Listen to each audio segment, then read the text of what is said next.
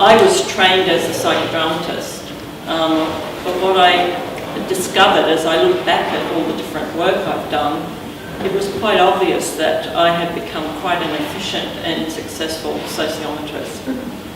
And that, much to my amazement, that I was also working as a sociodramatist without calling it that.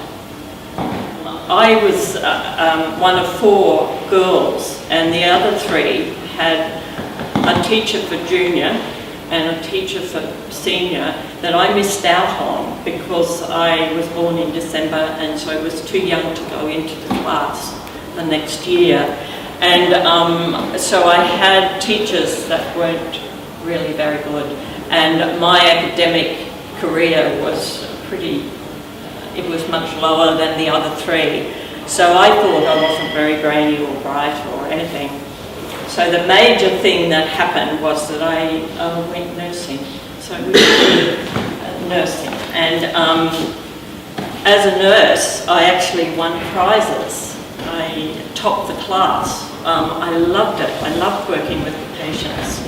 I not only did general nursing, but I did midwifery, which I absolutely loved as well. But so this nursing was very significant for me. It was what I thoroughly enjoyed, that I actually injured my back, which was catastrophic at the time because I had to leave nursing. But it was actually very good for mankind and humankind, because I started doing things that involved me standing all the time and reading literature and all the rest of it. And somehow I got into looking at what happens with death and dying and grief.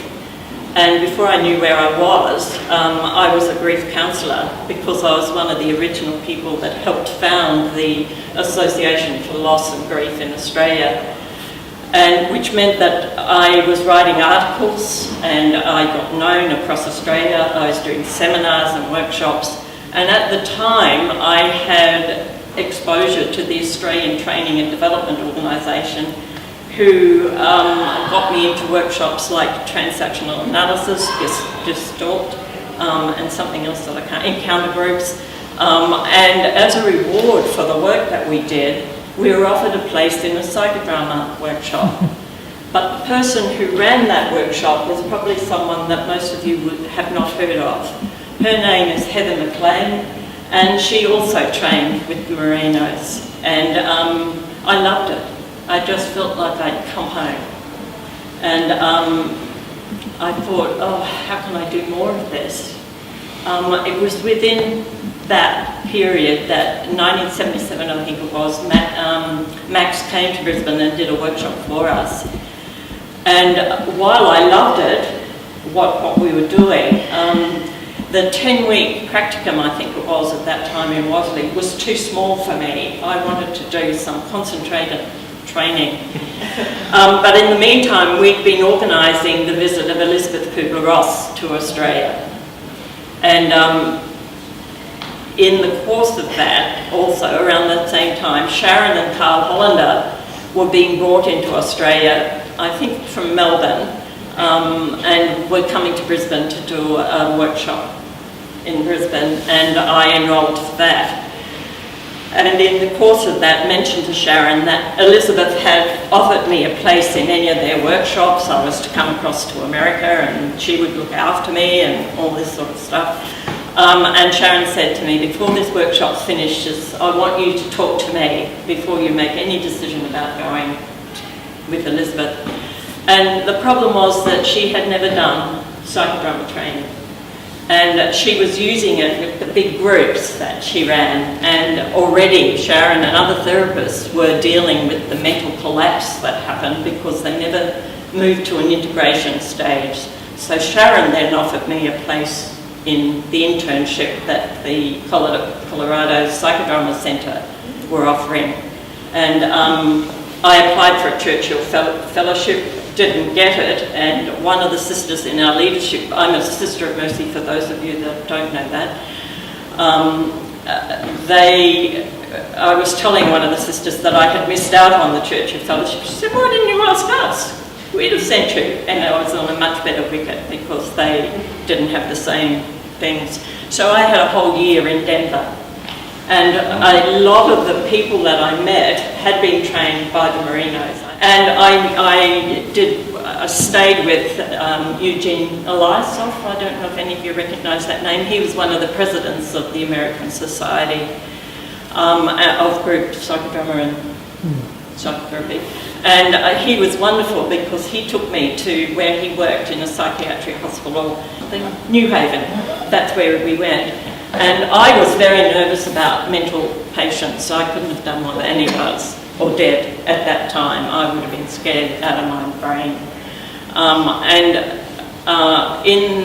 was in the group when he was working with patients, and I still believe that this woman was levitating and was up here somewhere.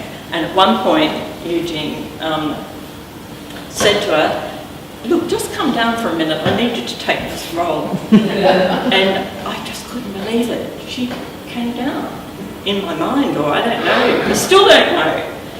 But somehow I lost a lot of my fear that this person could come good and what have you.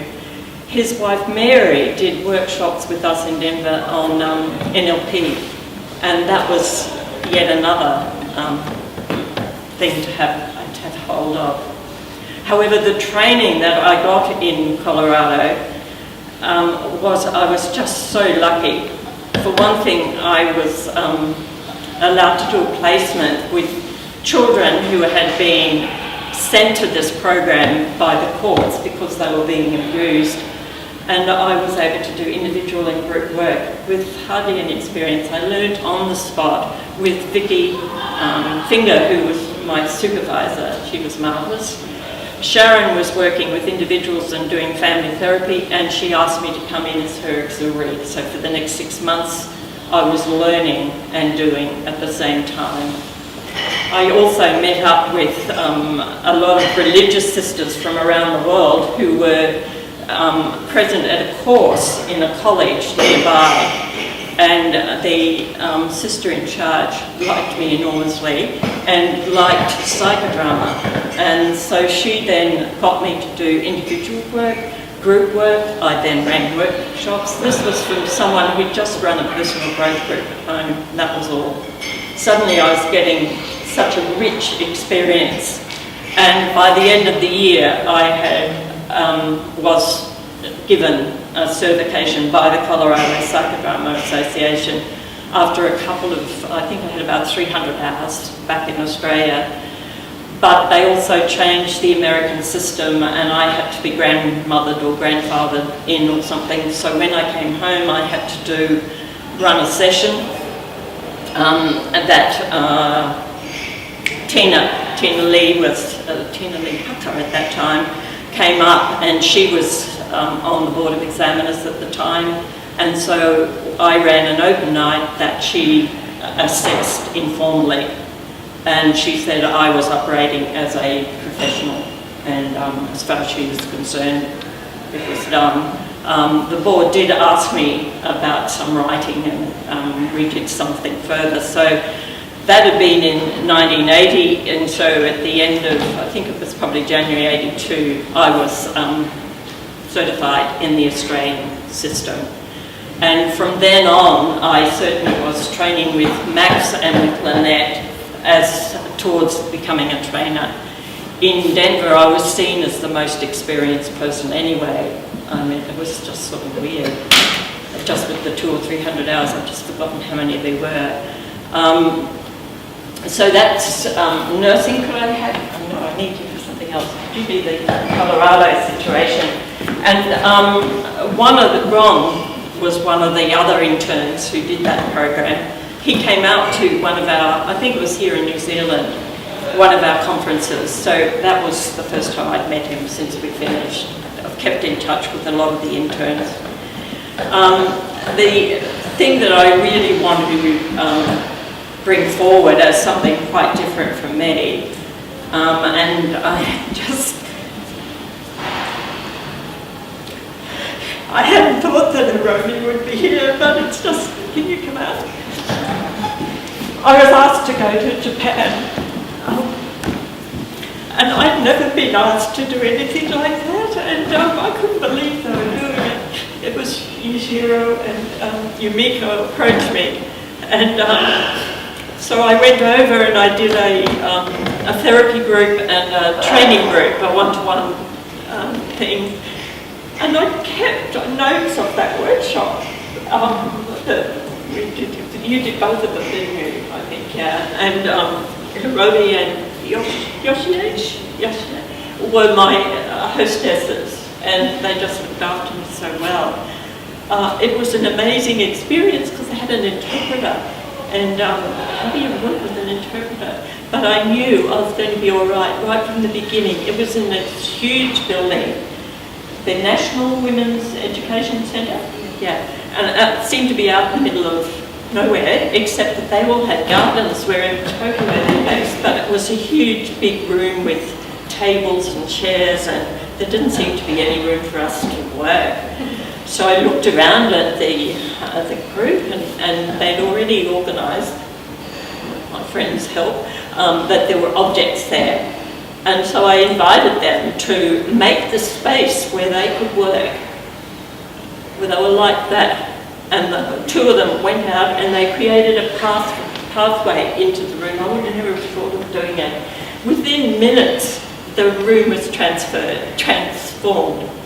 And not only that, but we had a tea set, like the tea, the tea ceremony, where we had the cups and the teapot and everything. So I was getting a real feel for it. But what I was also feeling was the spontaneity in the room. It was just amazing. And with the second workshop, somehow I got the word guardian, whereas we might say, what's the spirit that leads you or something, I don't know, but guardian became the word. So I invited them to bring in something from outside that was going to be their guardian for the workshop. Well, they're out and in back again, and we used it in the dramas. And the reason I brought Hiromi here, apart from representing all of that was just a fantastic experience. There was a young girl in the group. Would you come out? And I don't remember her name, but she wanted to know, she shared this in the group, how could she manage her husband? It was yeah, it was really difficult. You weren't quite as aggressive, you were very, how can I? And she was shy about bringing it forward in front of, there were 3 wise women. Would you choose 2 other elder women? They were, I forget how you use them, really experienced older women. 2 more.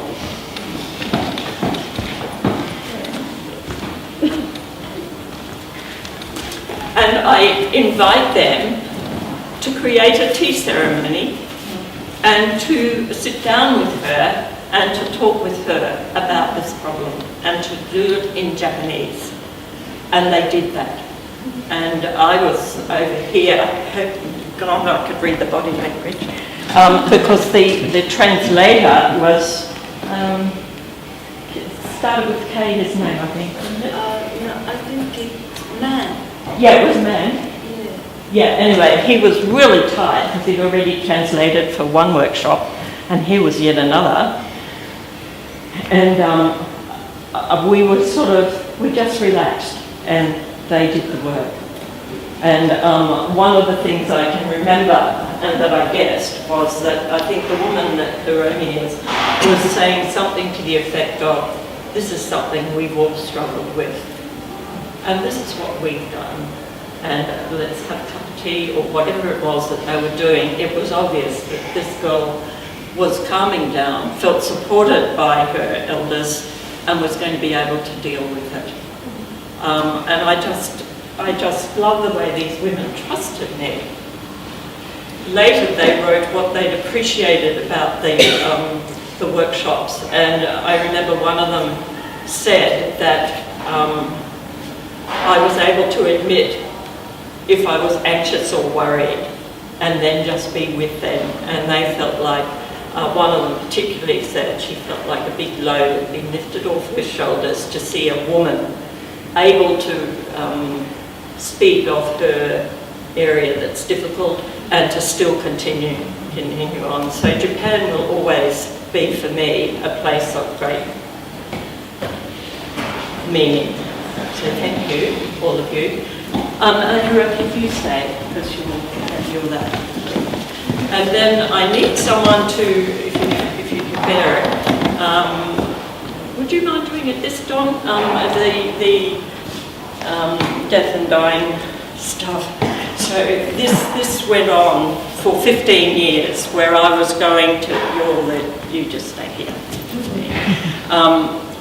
The workshops that I would go to. I went to the Royal Perth Hospital that was having I forget what you call it, in-hospital conference, but it was something like that.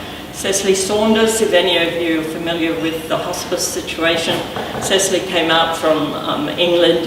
We were at a big hall where they had an open thing, and we ended up talking about the 1974 floods in Brisbane, and working with it as an audience. And the doctor that had organised the conferencey thing, his house had gone under, so he was able to talk about what that was like, even though it was this huge group. During the conference, I had a session. Cecily was quite horrified at what I did, because I had a group of people who'd all had a grief experience, and I ran a support group with them in front of the whole group. And she got quite cranky with me afterwards, and she said, "You shouldn't have done that, you're not experienced enough." I went to the chaplains, they were my support group, and they were wonderful and helped sort it out. So I was able to withdraw from the session with Cecily. She didn't want me there. But she did reconsider it later, and she asked our hostess if we could all go to dinner together. And she talked about what she was frightened about. She thought I was an inexperienced youngster. I mean, I was 30-something, I think. But that was an amazing experience, because the hospice situation was getting off its feet, it was really developing. Back home, I was really involved with SIDS and SANS, so sudden infant death babies and stillbirth and neonatal deaths. And it meant that I was working with parents who'd lost babies. Our family had a stillbirth sister. So this was of great consequence to me, and I just found psychodrama was my, we've got a building going up near the unit that I'm temporarily living in, and it's got that thing, I don't know what you call it, that goes bang, bang. Psychodrama for me has really been like that solid foundation, basics sort of thing. One of the most important roles that I've also had for about 15 years to really come out. This is from grief counselling. It widened into staff counselling, so I think I was the first at a children's hospital in Australia to be a staff counsellor. There were very few of us around in any of the hospitals. And part of this that we developed was that I ran a support group for all allied health professionals at our children's hospital, and met up with the speech therapist and the psychologist the other day, just having a reunion really, and they talked about what a difference it was and how it had helped them survive, and that nowadays there's nothing like that available, which I find very sad. But we would use psychodramatic methods. And one thing you'd probably really enjoy was when I came back from the States and was trying to get on the staff at the children's. Their sister, who was the CEO, I forget what her formal title was, brought me into the medical director's office and wanted to talk to me about this. She consulted. Do any of you know Barry Blakowski or know of him? Yes. Well, Barry was seen as the expert in Brisbane because he was also a doctor, I think. Is he a psychiatrist? I think he is. And this woman asked him what his view was of me doing counselling with the staff and perhaps using psychodrama. And he said, she won't be able to do any classical psychodrama.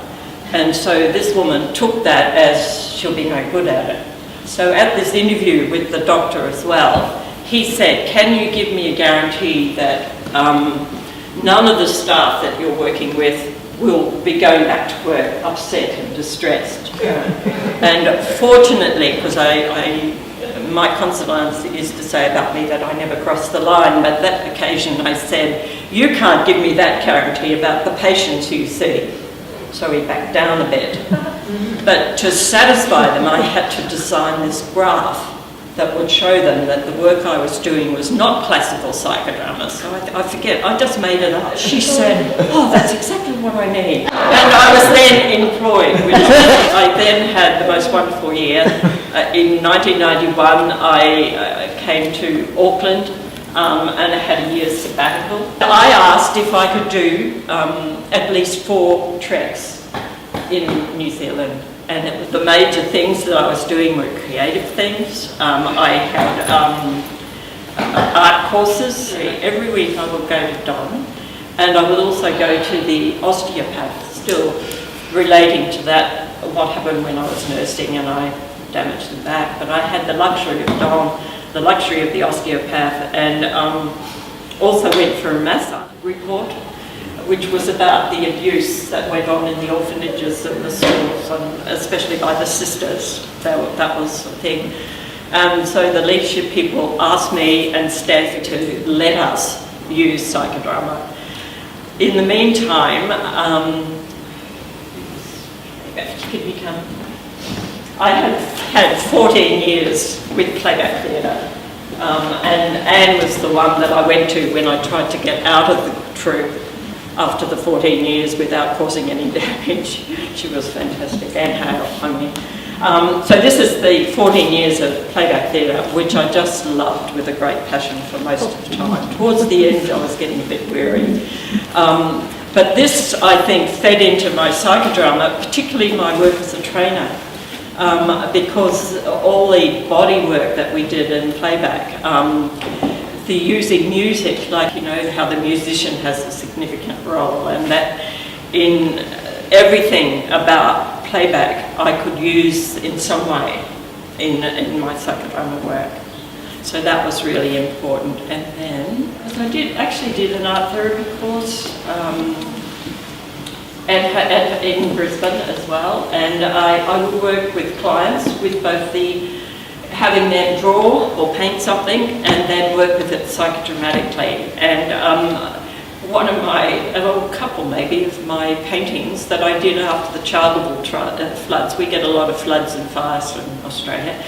And I painted something that looked like a road with a bit of a hill. It turned out, I'd never been there, but it turned out that I had drawn where the convent had been. And the 2 sisters lost everything in that.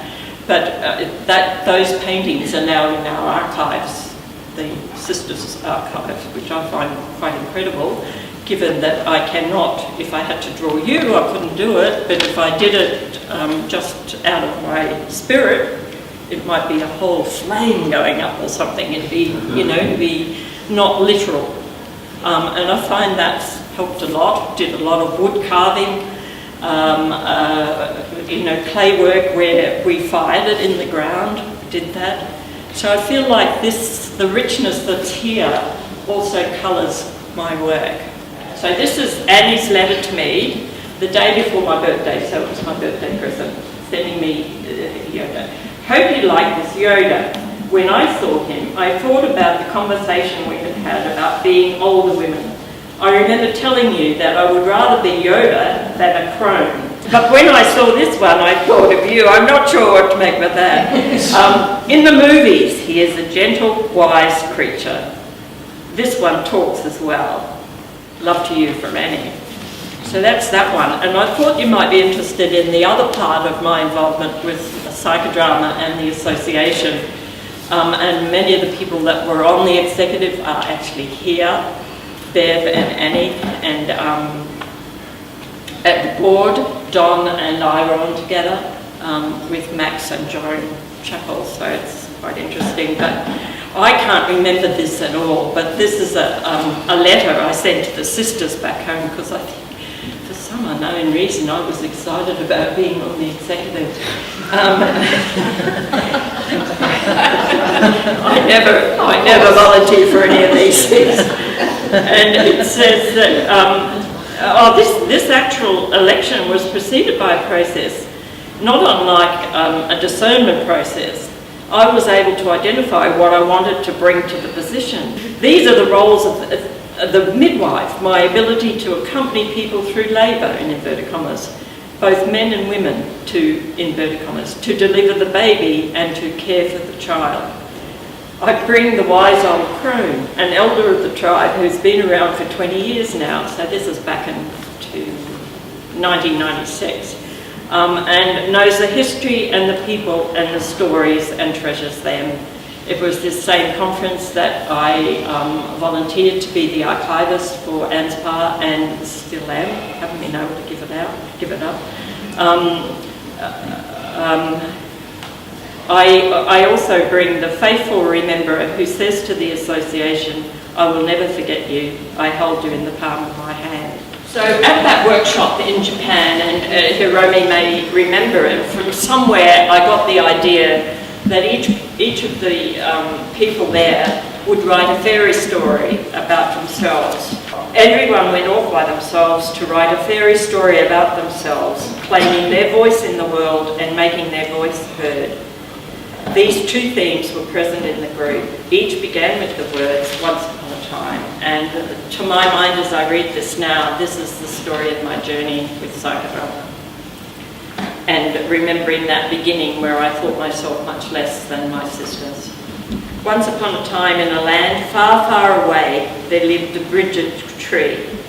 She stood tall and strong, although her branches were quite slender. They are covered in beautiful white flowers which showered upon the ground, making a soft carpet for the strangers to lie on. The Brigid tree stood beside a pathway on a hillside surrounded by lots of different trees in many cloaks of green. All of this was reflected in the still water below, which acted like a mirror. The Brigid tree rejoiced to see her beauty down below, and she gave great splendour to herself and to all around her. The fish in the water sometimes jumped for joy to be part of such a scene, and the two ducks, one with bright feathers and the other soft brown, wandered past, munching on juicy flowers that dropped from above. These were all things that I saw happen. In the past, the Brigid tree had spent a long time thinking she was just a mass of dead branches and unnoticed by anyone. Then one day, rain fell and fed the soil below. The sun warmed her very being, and before she knew it, the first buds arrived. Today, people come from long distances to be with her and to sit beside or under her branches, or at a distance so they can appreciate the peace and strength of this vibrant tree. The end. This is a photo that I found.